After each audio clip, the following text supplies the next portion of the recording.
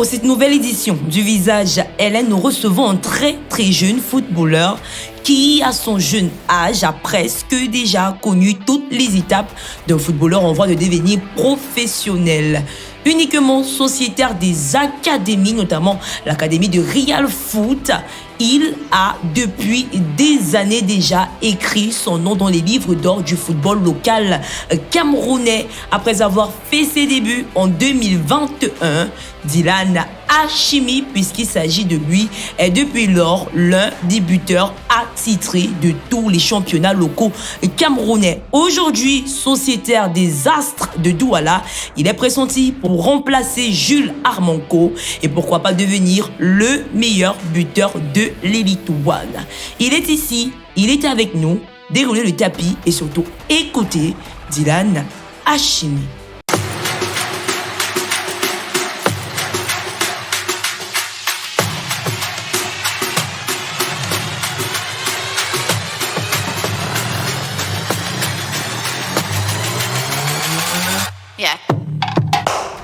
Bonjour, je suis le joueur Hachimi Dylan, joueur de Astres de Douala, Visage LN. Voilà, merci Dylan. Ça fait plaisir de te recevoir chez nous. Mais chez nous qui peut devenir aussi chez toi. Et en ce moment, ça devient chez nous, chez vous.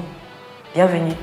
Merci, le plaisir partagé. On espère que c'était pas compliqué d'arriver ici. Pas du tout. Ouais. Dylan Hachimi, auparavant joueur de Real Football Academy, aujourd'hui sociétaire des Astres de Douala. Ça fait quoi de rejoindre les Brésiliens de Bupanda? Voilà. Tout d'abord, c'est un plaisir de rejoindre ce club. Et c'était très difficile de quitter mon centre de formation qui est Real Foot Academy, car c'est d'où j'ai grandi et c'est d'où j'ai appris à jouer au football. Ça fait mal au cœur, mais bon, pour mieux avancer, tu dois regarder le haut niveau. Donc, comme on peut dire, c'est mélancolique en fait. Oh, après, ce que beaucoup de personnes ne savent pas, c'est que au-delà de Real Football Academy, on n'a pas fait d'autres clubs. Parce qu'après, quand on entend parler de Dylan Hachimi, à chaque fois, c'est meilleur buteur et meilleur joueur. On se dit, peut-être il est passé d'abord dans telle académie, peut-être dans tel autre club. Non, c'est juste Real Football Academy qu'on rejoint d'ailleurs en 2019 et après Astres de Douala. On va parler du petit parcours que vous avez fait du côté du Real Football Academy. Après, ça s'enchaîne, hein? Meilleur joueur, meilleur buteur, et ce pendant près de 3 saisons. Comment on fait? Tout d'abord, c'était très difficile pour moi dans les débuts parce que je n'étais pas habitué et je n'avais pas connu notre centre en dehors de Real Foot Academy. Et comment on est détecté même? C'est ça le truc, parce qu'après, avant Real, il n'y a pas un centre de formation, il n'y a rien. Donc il y a juste un Dylan à la maison et tout à coup, Real Foot. Ouais. Il n'y avait pas un centre de formation. C'était un mercredi, si je ne me trompe pas. Il y avait un de mes aînés qui est venu me chercher. Il m'a dit il y a un recrutement de Lyon U17, un truc du genre, au niveau de Ngodi Bakoko. Bon, nous sommes arrivés là-bas. J'ai fait le premier test. On m'a sélectionné et on m'a demandé de passer au stade Camaï. J'arrive au stade Camaï, on m'a dit de passer un jeudi. Comme je sais, tous les jeudis on fréquente. J'ai dit, on ne peut pas jouer un jeudi. Donc c'est sûrement le samedi. Bon, samedi, je dois arriver là-bas. Je trouve qu'il n'y a personne. Bon, je me renseigne s'il n'y a pas les tests de l'équipe nationale. On me dit non, c'était jeudi. C'est d'où je vois une équipe, Real Foot Academy. Je me rapproche d'abord et tout. Le coach me dit, mon petit, tu veux quoi? Je dis, coach, non, je suis venu pour les tests de l'équipe nationale, mais apparemment, ils ne sont pas venus et tout. Ou bien c'était jeudi. Bon, je vais intégrer votre centre de formation. Il m'a demandé quel poste je jouais. Bon, à la base, je jouais milieu couloir, si on peut dire ailier gauche. On m'appelait Robin. Ariel Robin? Ouais, Ariel Robin, parce que j'avais une pointe de vitesse et je jouais sur le côté. Bon, il m'a dit, je ne peux pas jouer sur le côté, que je suis un attaquant, un avant-centre, et que je serai un très grand avant-centre. Il a refait. J'ai dit, coach, non, moi je ne maîtrise pas ce domaine. Il dit, non, petit, je vais te transformer. Tu vas me donner raison. Il dit, sans faute. Il m'a demandé de passer lundi qui suivait. C'était la préparation physique. Je suis arrivé, c'était très difficile. Je vous assure, très difficile. Surtout pour quelqu'un qui n'était pas habitué. Oui, qui n'était pas habitué. Je voulais lâcher. Il m'a lancé les mots comme quoi, si j'arrête là, s'il reste ici, s'il reste là et tout. Mais qu'il va m'obliger et que je vais seulement travailler. Qu'il m'avait la force, je vais travailler. Je souris et tout. J'ai continué le travail et le samedi qui suivait, on avait un match contre les Brasseries. C'était ma première fois d'entrer assistant. J'entre, le premier match, on me met au banc de touche. Bon, il n'y avait pas de pression, il n'y avait rien. J'étais juste en train de regarder les coéquipiers en train de jouer. Il y avait un ancien concurrent, on l'appelle Fouman, ou on l'appelle Fouman parce qu'il n'est pas décédé. J'avais un peu la pression, déjà, il a les grosses cuisses, il est braqué, il court et c'est un gaucher comme moi. Oui, très bien. Bon, maintenant, je me suis dit, je vais forcer. Surtout le coach a demandé de remplacer Maïman au terrain. Comme on le dit toujours, quand tu donnes la chance, tu dois la saisir. Et là J'étais le 6e avant-centre. 6e. J'ai travaillé, je suis arrivé, j'étais 2e. J'ai travaillé jusqu'à ce que j'ai pris la première place. Titulaire incontesté et incontestable. Mais après, faire cet exploit pour une saison, ça va encore. Mais renouveler 2, 3, 4 saisons, après il faut le faire. C'est quoi? À quel moment on se dit que c'est vrai que j'ai atteint le sommet, mais il y a encore plus à aller chercher? À quel moment vous vous dites ça? Je vais d'abord remercier le coach Boubé, parce que c'est lui qui me disait, mon petit, un joueur, ce n'est pas celui qui stagne, c'est celui qui avance. Il m'a dit, c'est que tu es sorti meilleur buteur cette année, tu dois encore prouver que tu es le meilleur, donc tu vas sortir encore meilleur buteur. Il a dit, coach, moi j'ai pas de soucis, je vais travailler et je vais sortir meilleur buteur.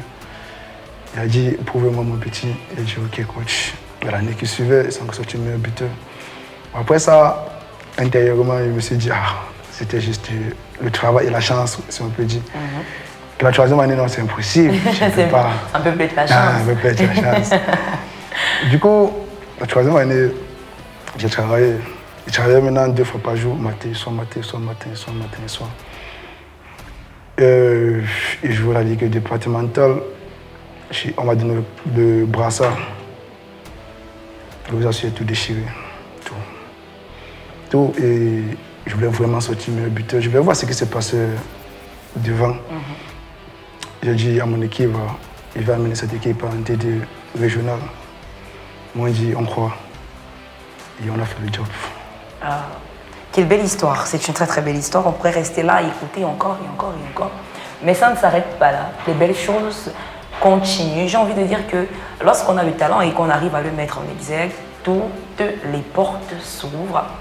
Et notamment, d'abord, la porte de la sélection des moins de 20 ans. Parce qu'on rappelle que c'est la sélection d'abord qui vous a fait vous intéresser un peu plus au football. C'est des U17 que vous n'avez malheureusement pas pu prendre part au test. Mais cette fois-ci, vous n'avez plus eu besoin d'aller au test ou au recrutement. Les recruteurs sont venus à vous tout simplement parce que vous êtes sélectionné, notamment pour le stage préparatoire et après le tournoi Unifac de la saison 2023. Comment on accueille ces sélections? Honnêtement, c'était vraiment un truc grandiose, je veux dire. C'était un truc génial pour moi. Et c'était un rêve. Porter le maillot de l'équipe nationale vert ou jaune et représenter mon pays. C'était vraiment un rêve. J'étais très content de voir les différents adversaires. Vous voyez, parce qu'on trie, on prend les meilleurs de chaque équipe et on nous va ensemble et tout. J'étais très content, même si c'était difficile. Parce que vous savez, il y a la pression. Il y a la pression parce que le coach, lui, il vous dit, il n'est pas, qu'il n'est pas le frère de quelqu'un et tout, que si tu ne donnes pas le bon rendement, il t'envoie à la maison. Donc il y avait cette pression. Il disait, il faut marquer, il faut ceci, il faut bagarrer, il faut charbonner, il faut presser, autant de choses. Du coup, c'était très difficile, mais avec le temps, je me suis adapté. J'ai pris le rythme. Voilà, c'était génial. C'est pourquoi, quand on voulait partir à la francophonie, on m'a encore appelé. Effectivement, pour les Jeux de la francophonie, on a remporté la belle médaille d'or. Mais c'était sans vous. Pourquoi? Pourquoi c'était sans vous? Parce que j'étais en déplacement au niveau de la Turquie et je ne pouvais pas revenir. Parce que là-bas, j'étais en train de faire les essais. Et il fallait me concentrer là-bas. L'équipe nationale ne fuit pas. Non. Alors, mais bon, On a quand même un petit regret quand même, non? Ouais, toujours. Le petit regret de ne pas être médaillé. Et puis, du côté de la Turquie, malheureusement, les choses ne se passent pas comme vous voulez. Mais après, ça annonce quand même de belles choses parce que ça montre que le niveau, il est là. Plusieurs clubs parcourus de ce côté. C'était une belle expérience aussi également. Ah oui, très bonne expérience. Parce que là-bas, c'était le club de première division et deuxième division. C'était là-bas très difficile de quitter le pays. Tu quittes ton pays et tu n'es pas dans un pays étranger. Donc vous voyez, il y a les pros que tu vois, tu regardes seulement à la télé et tout. Mais là, tu le vois en face. Vous jouez dans la même équipe, il y a cette pression aussi. Et honnêtement, c'était pas facile, mais j'ai tout donné. Pour moi, j'ai tout donné. J'ai tout donné parce qu'il faut charbonner, Là-bas, j'ai charbonné pour de vrai. Donc, comme on dit, on propose et la nature dispose. Pour l'instant, ce ne sera pas du côté de la Turquie, mais avec les Astres de Douala que tout va s'écrire. D'abord, quels sont vos objectifs avec les Astres? Le premier objectif, c'est... Je respecte d'abord le football du grand Armanco. Jules Armanco, meilleur buteur la saison écoulée. C'est un gros job. Je le félicite d'abord. Le premier objectif, c'est de le dépasser. Alors là, c'est placé, c'est posé, c'est cash. Jules Armanco de côté, aux oubliettes. Maintenant, ce sera Dylan Hachimi. OK. Premièrement, c'est d'abord le dépasser. Même si ça va être difficile, rien n'est impossible à qui croit. Donc, je dois seulement charbonner, travailler, et je vais le dépasser. Ça sont des objectifs personnels, maintenant les objectifs du groupe, en collectif, oui. L'année dernière, et comme je regarde le championnat, ils ont joué le play-off, le play-off down. Ouais. Maintenant, cette année, on doit jouer le play-off up et remporter le championnat. Et là aussi, j'ai rien à dire. On d'accorder les objectifs, mais après, il faut savoir qu'il y a une grande différence entre l'académie et l'élite. Être académicien, c'est parfois se retrouver encore dans un cocon, on te considère comme un bébé, on a envie de prendre soin de toi à la limite. À partir du moment où tu franchis l'élite, même si tu as 12 ans, tu grandis, tu deviens un homme avec des responsabilités. Et là, il y a la pression qu'il faudra gérer. Comment tu parviendras à gérer la pression avec les Astres de Douala pour la saison qui arrive? Honnêtement, rien de facile. La pression, elle est obligatoire. Donc, j'espère le gérer. Parce que quitter de la régionale pour les Lidouane, c'est vraiment du haut niveau en fait. Oui. Parce que là, c'est professionnel.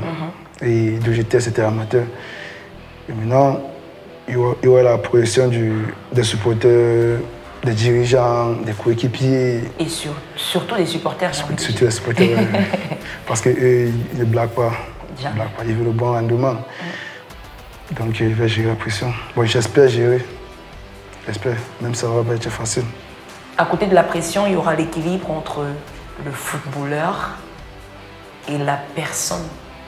C'est parfois un peu compliqué. Est-ce qu'on arrivera à faire une différence entre le footballeur Dylan Hachimi et la personne Dylan Hachimi? Tout d'abord, je ne vais pas changer. Okay. Je vais rester le même. Même si je suis en élite one, ça peut autant dire que je vais changer de personnalité. Non, je ne peux pas changer. Je vais être le même. Juste que je dois limiter certains dégâts, certains plaisirs. Je dois m'abstenir. Parce que là, ça ne me blague pas. Parce que si une équipe te paye, tu ne dois pas jouer avec. Tu dois tout donner. Tu dois prouver que non, si tu es là, c'est parce que tu mérites. Donc, c'est un peu ça.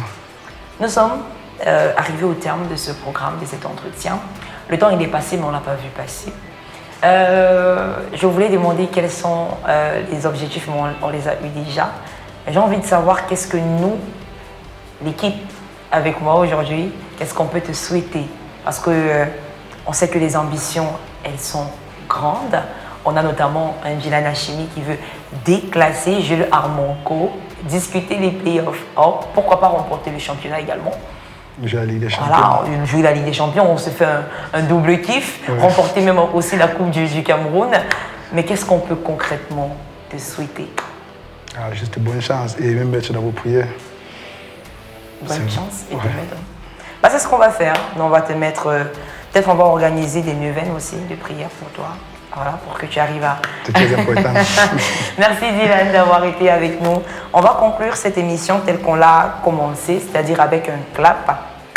C'est Dylan Hachimi qui était avec nous, le visage Hélène. Merci et à très bientôt. Merci à vous.